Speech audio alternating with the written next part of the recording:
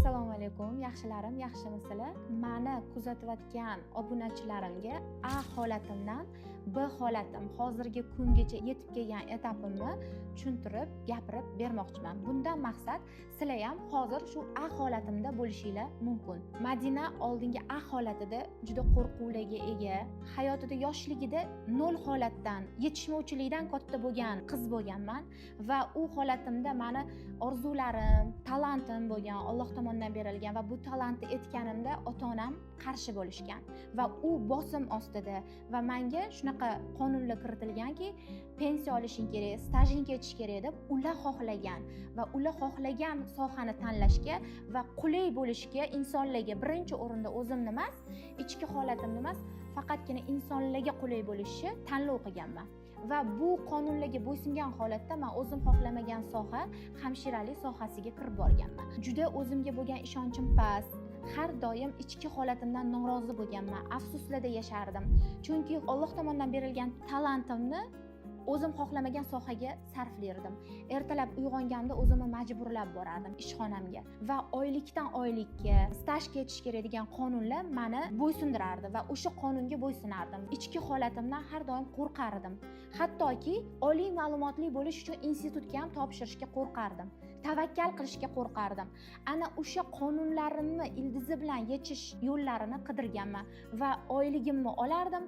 Orzularim orzuligicha qolardi, mashina, sayohatlar, odamlarni ko'rib kuzatardim-da, amalga oshishini iloji yo'q deb o'ylardim va ichki holatimdan tushkun holatga tushardim. Turmushga chiqdim va turmushimda ham o'zimga bo'lgan ishonchim pastligini qaynona, qaynotam, turmush o'rtog'im va oilaviy munosabatlarda muammolarim ko'p bo'lardi. Buni oqibatida men o'zim xohlamagan hayotni yaratganimni tushunib yetdim va izlandim, qidirdim va regressologiya yo'nalishiga kirib keldim. Investitsiya qilib o'zimga, miyamga kvartirani pulini sarf qildim. Biznes sohasiga kirib keldim va o'sha xohlagan sohamni, biznesimni yo'lga qo'ydim va unda katta-katta muvaffaqiyatlarga chiqishni boshladim. Muammoni ildizini yechganingizdan keyin o'zingizga bo'lgan ishonchingiz oshadi va uverенностьingiz bo'lgandan keyin o'zingizga talantlaringiz chiqishni boshlaydi.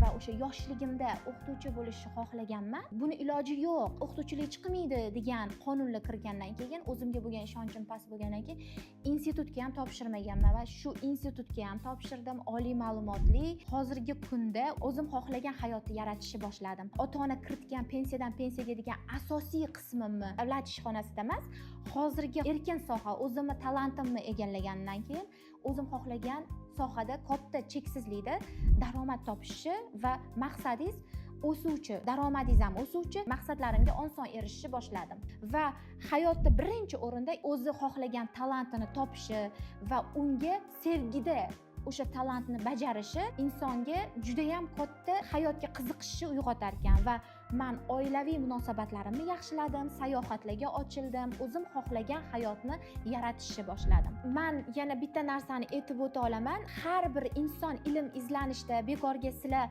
menga obuna bo'lmagansizlar, sizlar ham psixologiya yo'nalishiga kirib kelgan insonsizlar va muammolarni yechishni xohlaysizlar.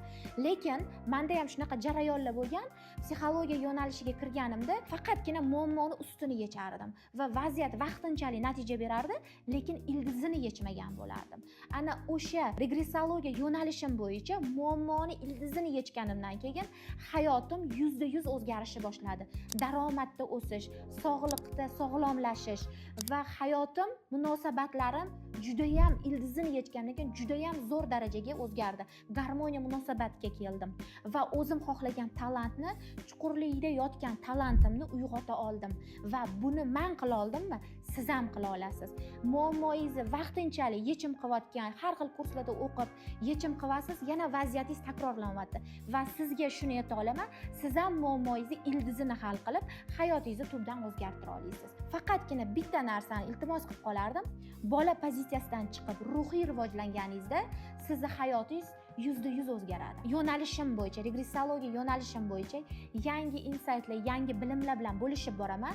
Kuzatishda davom eting. Kanaldan uzoqlashmagan holatda meni kuzatishda davom eting. Sizlarga eng yaxshi, eng qaymoqli bilimlarim bilan ulashishda davom etaman.